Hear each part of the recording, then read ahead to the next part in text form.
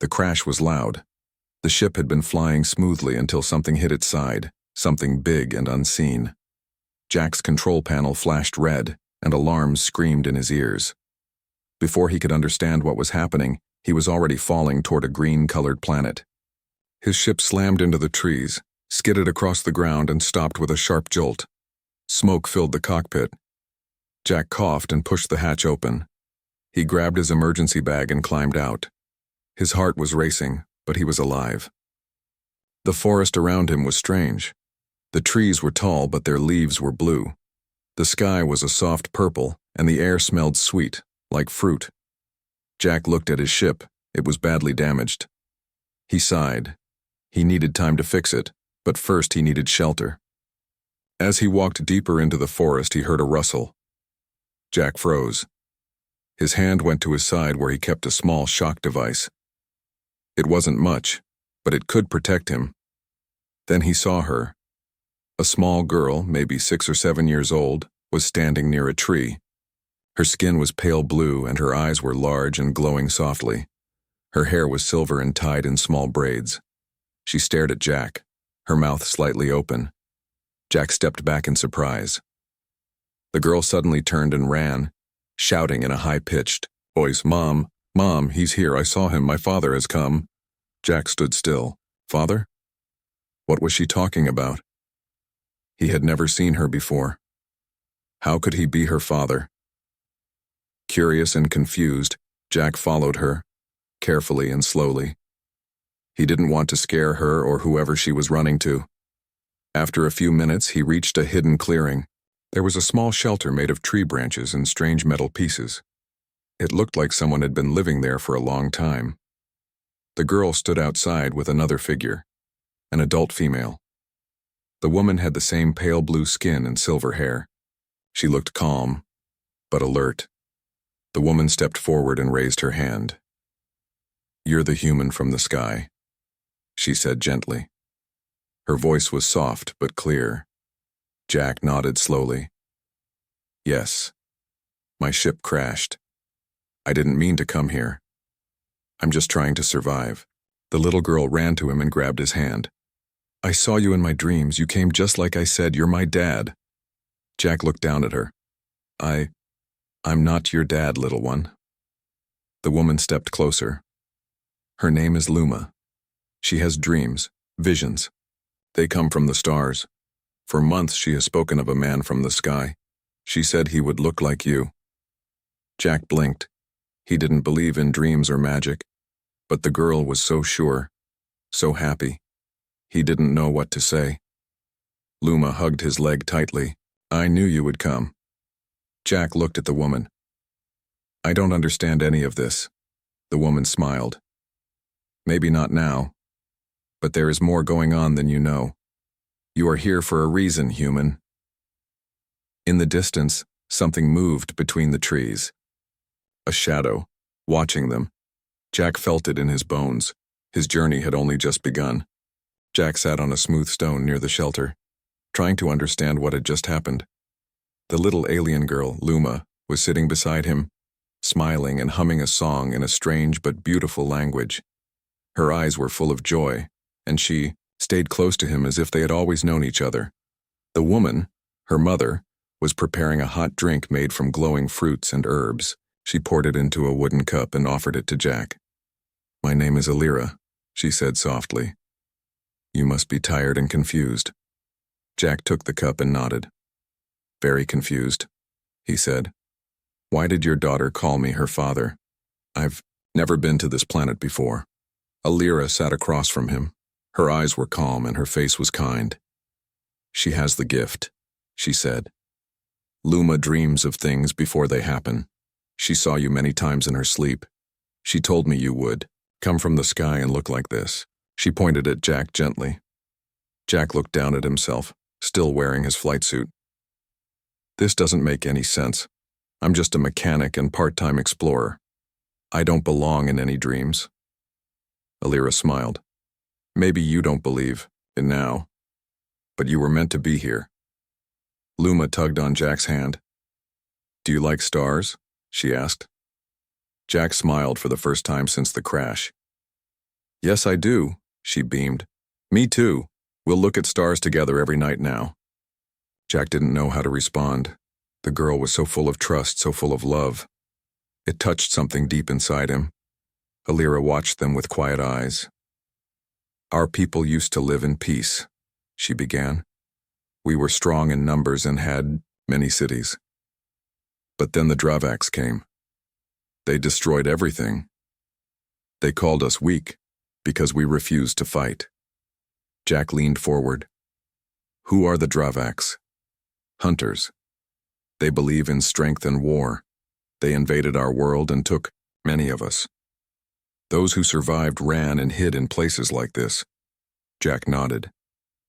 And now you're hiding here with your daughter. Yes, she said. Luma is special. She holds a light inside her. Some say it's a power from the old days. That's why I must protect her. Jack looked at the girl again. She was now drawing something in the dirt. Stars, ships, and what looked like a family. One of the figures looked like him. I'm just trying to fix my ship and go home, Jack said. But I'll help you until I can leave. Alira nodded slowly. Even your help now means more than you know. Suddenly, Luma stood up. Her face was serious. They're coming, she said. Jack looked around. Who's coming? Alira's expression turned sharp. Dravak scouts. She feels them. Without another word, Alira picked up a small bag and handed Jack a strange-looking blade. We must leave the shelter now. Jack grabbed his pack and stood up. All right, let's go. They moved quickly into the forest. The trees were dense and the path was hidden. Jack stayed behind Luma and Alira, watching for danger as they ran. Jack thought to himself, I came here by accident. But maybe this is no accident at all. The forest was dark now. The purple sky had turned deeper and the stars were slowly beginning to appear. Jack moved quickly, following Alira and Luma through the thick trees. He held the alien blade tight in one hand and kept his other hand free in case danger came. Behind them, the soft crunch of leaves and quiet clicks echoed. Jack had heard many sounds in his life, but this one made his neck stiff. Something was following them, something fast and silent. Alira stopped near a fallen log. We rest here for a moment, she whispered. Jack kept watch while Alira helped Luma sit. The little girl was tired but didn't complain. She looked at Jack with trusting eyes and asked, Do you have stars on your world too? Jack smiled a little. Yes. So many that it's hard to count. Luma nodded happily. I want to see them with you one day. Jack didn't answer. He was still unsure how this child could see him as her father. But her words warmed something inside his chest. Alira sat beside him. She believes in you, fully, she said quietly. Her dreams are not random. She saw you holding her hand under the stars, standing between her and the Dravaks. Jack looked at her. Why me? I'm no hero. Sometimes, Alira said, the stars choose someone not because they are ready, but because they will become ready. Suddenly, Luma stood up. They're close. I feel them. Before Jack could speak, a sharp screech filled the air. Something tall and dark jumped from the trees, landing near them. It had gray armor, glowing red eyes, and long claws. Dravak! Alira shouted. Jack stepped forward, blade ready. The Dravak lunged at him, but Jack dodged. His training from Earth's defense program kicked in. He stabbed forward and cut the creature's arm. The Dravak hissed and backed away. Another one appeared from the side. This time, Alira threw a small energy orb that exploded with light. The second Dravak screamed and vanished into the shadows. Jack's heart was pounding. This was no regular wildlife. These were smart, fast, and dangerous hunters. We can't stay here, he yelled. Alira nodded and lifted Luma onto her back. There's an old cave nearby. It was used long ago by my people. Jack followed her, covering their trail. As they moved, more sounds came from the trees, but none of the Dravaks attacked again, at least for now. Finally, they reached a rocky cliffside. A narrow path led behind thick vines. Alira pulled them aside, revealing a hidden entrance. Inside, the cave was cool and dry. Glowing stones lit the walls with a soft blue light. Jack sealed the entrance with a heavy rock. They were safe for now. Luma curled up on a bed of soft moss. Alira sat beside her, brushing her hair gently. Jack stood at the entrance, blade still in hand, watching the cave opening. "You fought well," Alira said. "I was lucky," Jack replied. "If more of them come, they will," Alira said. "They can sense Luma's power. That's why they chase us." Jack turned to look at the sleeping child. She looked peaceful, even after the danger. "I won't let them take her," he said firmly. Alira looked at him, a small tear in her eye. "You already sound like her father." Jack didn't reply, but deep inside, something had changed. Maybe this wasn't just about escaping anymore. Maybe this was the beginning of something bigger. The cave was quiet. Outside, the night wind moved through the trees, carrying the soft cries of distant creatures. Inside, Jack sat near the entrance, his back against the cool stone. The alien blade rested beside him. He hadn't slept since the crash, but something inside kept him awake, an invisible pull like responsibility. Behind him, Alira and Luma were resting. The small girl was curled up close to her mother, her breathing soft and steady. Even in sleep, Luma's tiny hand reached out, almost searching for Jack. He quietly stood, walked over, and gently placed his hand in hers. Her fingers closed around his like she had been waiting. Jack sat down next to them, unsure of what this bond meant. He wasn't a father, not on Earth, not anywhere.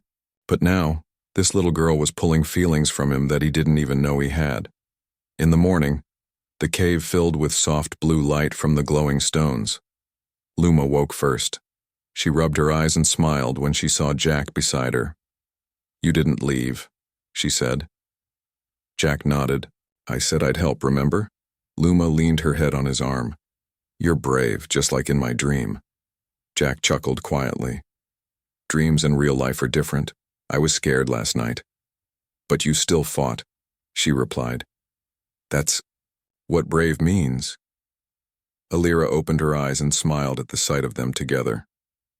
"She's right," she said. "Bravery is not being without fear. It's moving forward even when you're afraid." After a light breakfast made from dried fruit and cave water, Alira showed Jack a map drawn on the cave wall. "There's an old village 2 days from here," she said. "Abandoned, but it has supplies and tools. We may find something useful for your ship, or to defend ourselves." Jack agreed. "We'll go at first light tomorrow." That day, Jack explored outside the cave to make sure no Dravaks were near. He set up traps using parts from his crashed ship that he had carried with him. Small motion sensors, noise alarms, and flash grenades. While he worked, Luma followed him like a shadow. "What are you building?" she asked. "Something to warn us if the bad ones come again," he answered. "Can I help?" Jack smiled. "Sure, hand me that wire." As they worked together, Luma asked him questions about Earth, the stars, and what humans eat for dinner. Jack answered patiently, sometimes laughing at her funny reactions. When the traps were set, they returned to the cave. Alira had prepared a warm meal, and for the first time since the crash, it felt like family. Later that night, as they sat near a small fire inside the cave, Luma placed a hand on Jack's chest. "Your heart is strong," she whispered. "It's louder now." Jack looked confused. "Louder," Alira explained. "She means your spirit. She feels energy. When people care deeply, she senses it. Yours has grown since you met her." Jack looked down, silent. He had come to this planet by accident, but now he didn't feel like a visitor anymore. He felt needed, wanted. "You're becoming who you were meant to be," Alira said. Jack looked at Luma, who had rested her head on his arm again. "Maybe. Just maybe," he thought, "this is where I belong." Outside, the trees moved again. Shadows stirred, and something dark crept closer in the night. But this time, Jack was ready. "Would you like me to continue, Wit?" The next morning, sunlight peeked through the trees outside the cave. Jack woke up early as usual. Luma was still asleep, holding a small toy made from wood and string. Alira was already awake, sitting quietly near the fire with a thoughtful look on her face. Jack walked over and sat beside her. "You didn't sleep much." Alira shook her head. "There's something I've wanted to tell you, Jack. But I waited until I was sure." Jack raised an eyebrow. "Sure of what?" Alira looked at Luma, her eyes soft. "Sure that you were the man from my past." Jack blinked. "What do you mean?" She sighed. "Many years ago, before the war, I was sent to Earth as part of a peace group. We studied humans, hoping to build a connection between our worlds. I stayed there for a few months, in secret." Jack leaned forward, curious. "One night I met a man," Alira continued. "Kind, brave, and full of questions about the stars. We spent time together. It was short but powerful. I had to return to my world before I could tell him what happened." Jack's heart started to race. "And that man?" "Yes," Alira nodded. "That man was you." Jack sat back, stunned. His memory was cloudy, but he did remember a strange meeting from years ago, a beautiful woman who appeared during a starstorm in the woods behind his cabin. They had only spent 2 nights together before she vanished. He had always thought it was a dream. "You disappeared," he whispered. "I had to. My people were in danger. I returned home, and later, I found out I was carrying Luma. I tried to find a way back, but the Dravak War started. All communication was lost." Jack stared at the cave wall, emotions rising. "So, she really is my daughter?" Alira nodded slowly. "She is yours, Jack. She always was." He looked over at Luma, still sleeping peacefully. A warm feeling filled his chest, part shock, part love, part protection. "She knew before I did," he said quietly. "Yes," Alira said with a soft smile. Her dreams were not just visions. They were memories she had not yet lived. Jack stood and walked over to Luma. He knelt beside her and gently brushed her silver hair. "I missed so much," he whispered. Luma opened her eyes, smiling. "It's okay. You're here now." Jack hugged her tightly. "I promise I'm not going anywhere." Later that day, the 3 of them prepared to leave the cave and head toward the old village. Jack helped Luma onto his shoulders and carried supplies. Alira walked beside him, guiding the way. As they traveled through the forest, the bond between them grew stronger. Jack felt like a real father now, not just in name but in heart. But the danger wasn't gone. From the top of a distant cliff, a Dravak scout watched them. It tapped a small device and sent a signal. In a hidden base deep underground, a red light blinked. The hunt was far from over. The forest path grew rough as they moved closer to the old village. Thick roots covered the ground and the air became still. Jack walked ahead, holding Luma's hand while keeping the alien blade close. Alira followed quietly, her eyes scanning the trees. Suddenly, Luma stopped. "They're here," she whispered. "They followed us." Jack looked around quickly. "How many?" Luma closed her eyes and touched the ground. 4. No, 5. They are moving fast. Before anyone could speak, dark shapes appeared through the trees. The Dravaks had come. "Run!" Jack shouted, but it was too late. One of the hunters jumped in front of them. Its armor was dark and covered in sharp lines. Its eyes glowed red. Jack stepped between Luma and the enemy, blade raised. The Dravak charged. Jack dodged and slashed its side. Sparks flew. The creature hissed in pain but didn't fall. Another one circled from behind. Alira threw a flash orb, blinding the second Dravak. She moved like a shadow, quick and silent, her long knife ready. "Get Luma to cover," she shouted. Jack lifted Luma and ran behind a large stone. "Stay down," he told her. "No matter what." Luma nodded, her small hands shaking. Jack returned to the fight. The first Dravak roared and charged again. Jack ducked and drove the blade deep into its chest. It fell back, lifeless. Behind him, Alira was in battle with 2 others. She moved with skill, but one of them hit her shoulder. She cried out, but didn't stop. Jack ran in and struck the creature from the side.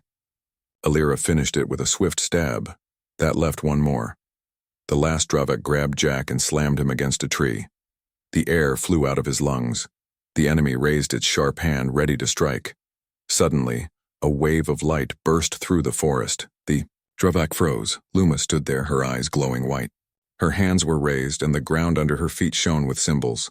The creature tried to move but couldn't. It dropped Jack and fell backward, stunned. Jack got up and ran to Luma. What was that? Alira stared in shock. Her power. It woke up. Luma looked tired but stood strong. I didn't want to lose you. I just wanted to keep us together. Jack hugged her tightly. You saved me. Alira joined them, holding her injured arm. Her gift is real, and now everyone will know. Jack helped her sit down. We can't stay here, they'll send more. Alira nodded. The old village has something important. A beacon. If we activate it, maybe someone will hear us. Maybe even your people. Jack looked at her, then at Luma. Then we go now. With the sun setting behind them, the small family moved again, leaving the forest and heading toward the ruins. They were tired, bruised, and unsure of what came next, but they were together, and together they were strong. The ruins of the old village stood silent under the evening sky. Broken stone walls, fallen towers, and empty homes whispered stories of a life once full of laughter and light. Jack, Alira, and Luma stepped carefully through the overgrown paths, their eyes watching every corner. This place feels sad, Luma said softly. Alira placed a hand on her daughter's shoulder. Long ago it was full of people, families like ours, but now we must bring back its purpose. They reached the center of the village. There stood a tall metal tower, rusted but still standing. It was the beacon, a device built by Alira's people to send messages across the stars. Jack looked at it closely. It's damaged, but I think I can fix it. I'll need time. Alira nodded. Do what you can. We'll protect you. Jack began working. He pulled out tools from his pack and climbed the side of the tower. He rewired parts, replaced power, crystals, and checked the signal system. His fingers moved fast, his mind focused. Luma stayed nearby, watching with wide eyes. Are you really going to call someone? She asked. I'm going to call Earth, Jack replied. Maybe they can help us. Maybe they can help you. Luma smiled. Then they'll know I have a dad. Jack paused, then looked down at her. Yes. They'll know you have a dad, and he's proud of you. Just as he finished connecting the last wire, a loud noise echoed from the forest behind them. Dravak ships. 3 black ships flew above the trees, heading straight for the village. Jack jumped down. They're back. Alira's eyes burned with courage. We hold them off, just long enough for the signal to send. Jack ran to the beacon and activated the control panel. Lights flickered. A hum filled the air as the tower powered up. A bright beam shot into the sky. One of the ships turned and fired. The ground exploded nearby. Jack shielded Luma with his body. Alira threw another flash orb, blinding one of the ships just before it landed. Dravak soldiers poured out. Jack and Alira fought side by side, human skill and alien grace working as one. Jack used his alien blade and his old training. Alira fought like a storm, moving fast and striking hard. In the middle of the fight, Luma stood tall.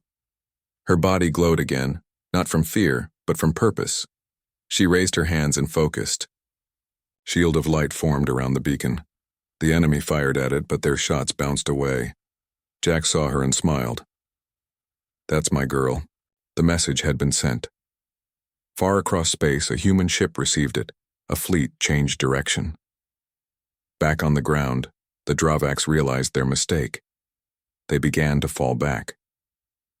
Jack, Alira, and Luma stood together in the ruins, breathing hard, bruised but standing tall. They're leaving, Luma said. For now, Alira added, but more will come.